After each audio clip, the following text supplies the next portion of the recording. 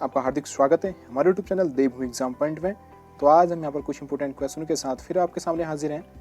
तो फ्रेंड्स, आज के ये जो क्वेश्चन है 25 क्वेश्चन है और 25 में जो है आपके बहुत से क्वेश्चन तैयार होने वाला है, क्योंकि आज हम पूरा डिटेल से पढ़ेंगे सभी क्वेश्चनों के बारे में। तो फ्रेंड्स, अगर आप भी हमसे जुड़ना चाहते हैं चैनल को सब्सक्राइब कर लीजिए और वीडियो पसंद आए वीडियो को लाइक कर सकते हैं। देखिए, आज का पहला प्रश्न है और जो ये क्वेश्चन है फ्रेंड्स, आगामी जो परीक्षाएं होने वाली हैं एलटी साइंस की और पर्यावरण पर्यवेक्षक, तो उन सभी के लिए ये क्वेश्चंस बहुत ही इंपॉर्टेंट होने वाले हैं। अगर आप भी जो और वीडियोस देखना चाहते हैं, आप हमारे प्लेलिस्ट में जाइए, वहाँ पर आपको सभी वीडियोस इंपॉर्टेंट क्वेश्चनों के साथ वहाँ पर आपको मिल जाएंगे। देखिए, यहाँ पर जो क्वेश्चंस हैं दोनों लैंग्वेज में, हिंदी भी और इंग्लिश भी, जो समझ में आए आप उससे समझ सकते हैं। तो ज़्यादा देर न करते हैं, बढ़ते हैं आज के पहले क्वेश्चन की ओर। आज का पहला क्वेश्चन है ह्यूमन स्किन इज। देखिए, मानव त्वचा किस प्रकार है, क्या है ये, कोशिका है, ऊतक है, अंग है या इनमें से कोई नहीं, आपको यहाँ पर बताना है। तो देखिए, मानव त्वचा जो होती है वो होती है एक ऑर्गन होता है। ये क्या होता है? एक ऑर्गन होता है, जैसा कि आपको ऑप्शन सी में दिखाई दे रहा है। तो ये क्या होता है? एक ऑर्गन होता है। तो अगर आप थोड़ा सा इस पर समझें तो ये क्या होता है? मानव जो होता है, मानव त्वचा शरीर का क्या होता है? एक बाहरी आवरण है, सभी को पता होता है, जो कि मानव के शरीर का सबसे बड़ा अंग है। क्या है? मानव शरीर का सबसे बड़ा अंग कौन है? एक स्किन होती है, मानव त्वचा होती है। The human skin is the outer covering of the body and is the largest outer organ of the human body. तो जैसा कि आपको मैंने समझाया कि मानव की जो सबसे बड़े अंग होता है वो क्या होता है? एक स्किन होती है, एक त्वचा होती है। तो यहाँ पर इसी को देखते हुए ऑप्शन सी हमारा बिल्कुल राइट आंसर है। बढ़ते हैं नेक्स्ट क्वेश्चन की ओर। अब यहाँ पर क्वेश्चन आता है, देखिए क्वेश्चन क्या कहता है उसको समझते हैं। क्वेश्चन यहाँ पर कोशिकाओं का टूटना डॉट डॉट के रूप में जाना जाता है। तो देखिए, कोशिकाओं का टूटना the breakdown of cells is known as. देखिए, आपको बताना है कि कोशिकाओं का टूटना किस रूप में जाना जाता है। Option A, option B, option C, option D. तो देखिए फ्रेंड्स, 63 का जो राइट आंसर है ऑप्शन नंबर हमारा सी वाला बिल्कुल राइट आंसर है। तो ऑप्शन सी यहाँ पर बिल्कुल राइट आंसर हो जाएगा, ऑप्शन सी। देखिए, एग्लूटिनेशन। तो एग्लूटिनेशन एक ऐसी प्रक्रिया है फ्रेंड्स जो तब होती है जब एक एंटीजन को इसके संबंधित एंटीबॉडी के साथ आइसोगल ग्लूटिनेन किया जाता है। तो इसका उपयोग जो है रुधिर संवहन के दौरान भी किया जाता है। आपको ये पता होना चाहिए कि इसका उपयोग जो है रुधिर संवहन के दौरान किया जाता है। तो ऑप्शन हमारा सी यहाँ पर बिल्कुल राइट आंसर है। नेक्स्ट क्वेश्चन को बढ़ते हैं। क्वेश्चन आता है, क्वेश्चन यहाँ पर कहता है उसको समझते हैं पहले। क्वेश्चन कहता है, जीन के भीतर क्षार आधार में परिवर्तन कहलाता है। तो देखिए, जीन के भीतर क्षार आधार में परिवर्तन क्या कहलाता है? देखिए फ्रेंड्स, 4 ऑप्शन दे रखे हैं और दोनों लैंग्वेज में आपको यहाँ पर क्वेश्चंस और ऑप्शन दिखाई दे रहे होंगे। तो आप बता सकते हैं फ्रेंड्स इसका राइट आंसर क्या होगा। तो 64 का जो राइट आंसर है वो है हमारा ऑप्शन नंबर सी, उत्परिवर्तन। बिल्कुल राइट आंसर है, ऑप्शन नंबर सी यहाँ पर सही हो जाएगा, उत्परिवर्तन। देखिए, जीन के भीतर अनुक्रम आधार परिवर्तन क्या कहलाता है? उत्परिवर्तन कहलाता है फ्रेंड्स। और उत्परिवर्तन की प्रक्रिया से डीएनए में लगातार रूप से परिवर्तन होते रहते हैं और जिसके कारण आनुवंशिक रोग भी पैदा हो सकते हैं। ये आपको बताना चाहिए। ऑप्शन सी यहाँ पर बिल्कुल राइट आंसर है, उत्परिवर्तन। नेक्स्ट क्वेश्चन आता है, क्वेश्चन देख लीजिएगा, दोनों लैंग्वेज समझ ले इसको। क्वेश्चन कहता है, निम्नलिखित में से किसे कोशिकांग को कोशिका का ऊर्जा घर कहा जाता है? तो देखिए, आपको बताना है कि निम्न में से किस कोशिकांग को कोशिका का ऊर्जा घर कहा जाता है।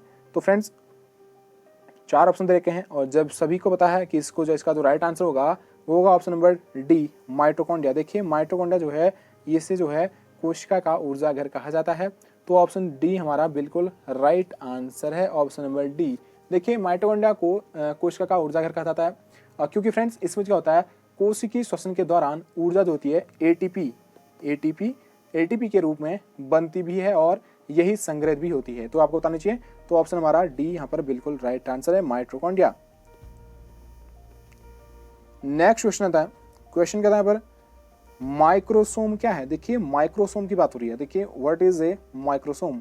तो माइक्रोसोम आपको बताना है कि माइक्रोसोम क्या है। तो फ्रेंड्स, 67 का राइट आंसर आप हमें बताइएगा। तो देखिए, माइक्रोसोम जो होते हैं तो ये होते हैं, ऑप्शन नंबर डी की बात करें, बिल्कुल राइट आंसर है, स्मॉल वेसिकल्स ऑफ फ्रेगमेंटेड। तो एक छोटे क्या होते हैं ये? ईआर के छोटे खंड और पुटिका क्या होते हैं? ईआर के छोटे खंड और पुटिका क्या होते हैं? माइक्रोसोम।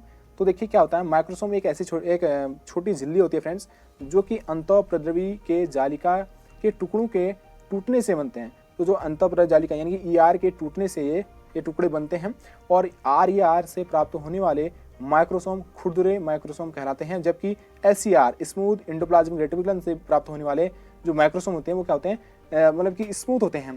तो अगर देखिए RER से जो प्राप्त होंगे वो क्या होंगे, खुरदरे होंगे। रफ एंडोप्लाज्मिक रेटिकुलम होता है RER, और SER जो होता है स्मूथ एंडोप्लाज्मिक रेटिकुलम। तो RER से जो प्राप्त होने वाले जो टुकड़े होंगे क्या होंगे, उनको वो खुरदरे माइक्रोसोम होंगे, और SER से ये स्मूथ माइक्रोसोम होंगे। तो ऑप्शन हमारा यहाँ पर जो डी है, ER के छोटे खंड और पुटिका जो होते हैं ये माइक्रोसोम कहलाते हैं। तो माइक्रोसोम आप समझ गए होंगे, तो ऑप्शन डी हमारा बिल्कुल राइट आंसर है। नेक्स्ट क्वेश्चन आता है, तो देखिए क्वेश्चन को आप पहले दोनों लैंग्वेज में समझ लें फिर आप आंसर देंगे। तो क्या कहता है क्वेश्चन, उन कोशिकाओं का नाम बताइए जिन्होंने अपना कोशिका विभाजन, विभेदन और ऑप्टोसिस के अपने नियंत्रण को खो दिया है। तो देखिए आपको बताना है, तो उन कोशिकाओं का नाम बताइए जिन्होंने अपना कोशिका विभाजन, विभेदन और ऑप्टोसिस के अपने नियंत्रण को खो दिया है।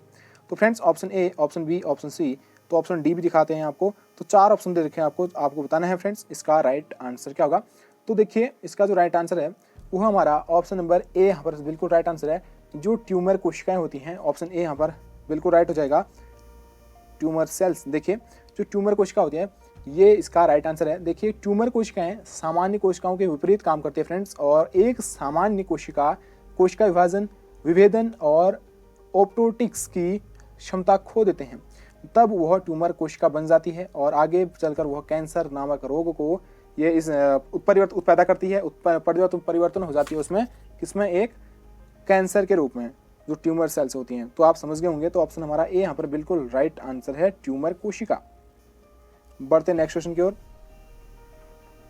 देखिए फ्रेंड्स ये क्वेश्चन जो है सभी परीक्षाओं के लिए महत्वपूर्ण है और किसी न किसी परीक्षा में आ चुके हैं। तो देखिए 72 का यहाँ पर राइट आंसर क्या होगा, निम्न में से कौन सा कैंसर का प्रकार नहीं है। 72 का राइट आंसर यहाँ पर क्या होने वाला है, तो आपको बताना है 72। तो फ्रेंड्स इसका जो राइट आंसर है ऑप्शन नंबर डी यहाँ पर बिल्कुल राइट आंसर है, कैस्पेसेस। देखिए कैस्पेसेस यहाँ पर बिल्कुल राइट हो जाएगा। तो क्या होता है, कैस्पेसेस गलत उत्तर है, क्योंकि कैस्पेसेस एक प्रोटीएज एंजाइम है जो कि एप्सोटिस का कारण बनता है, जो कि ट्यूमर कोशिकाओं के निर्माण के विपरीत है। तो ऑप्शन हमारा यहाँ पर डी बिल्कुल राइट आंसर हो जाएगा। तो फ्रेंड्स इसमें से आपको बताना था कि कैंसर का प्रकार कौन सा नहीं है, वो ऑप्शन हमारा डी बिल्कुल राइट आंसर है। और देखिए कार्सिनोमस और सार्कोमस और ल्यूकेमिया ये सभी क्या हैं, ये कैंसर के प्रकार हैं। तो बढ़ते हैं नेक्स्ट क्वेश्चन की ओर। नेक्स्ट क्वेश्चन यहाँ पर आता है, मानव के शरीर में सबसे लंबी कोशिका है। तो देखिए मानव के शरीर में जो है सबसे लंबी कोशिका कौन सी है, आपको बताना है। 4 ऑप्शन देखे हैं, तंत्रिका कोशिका, रुधिर कोशिका, या शुक्राणु कोशिका, या ऑस्टियोसाइट्स कोशिका। देखिए मानव के शरीर में सबसे लंबी कोशिका कौन सी होती है, 73 का जो राइट आंसर है ऑप्शन नंबर ए यहाँ पर बिल्कुल राइट आंसर है, तंत्रिका कोशिका यहाँ पर सही हो जाएगा। देखिए तंत्रिका कोशिका तंत्रिका तंत्र और मस्तिष्क की कोशिकाएं हैं जो कि मानव के शरीर की सबसे लंबी कोशिकाएं होती हैं। ये 3 प्रकार की होती है फ्रेंड्स। पहली होती है संवेदी तंत्रिका कोशिका, दूसरी होती है नियंत्रित तंत्रिका कोशिका, और तीसरी होती है आंतरिक तंत्रिका कोशिका। 3 प्रकार की होती हैं, ये आपको डायरेक्टली समझना है। तो बढ़ते हैं नेक्स्ट क्वेश्चन की ओर। यहाँ पर क्वेश्चन आता है, गोल्जी काय को क्या कहा जाता है। देखिए गोल्जी काय, देखिए सभी को होता है गोल्जी काय को गोल्जी काय बोलते हैं लोग, और किसी को ये भी पता नहीं होगा कि गोल्जी काय को क्या कहा जा सकता है।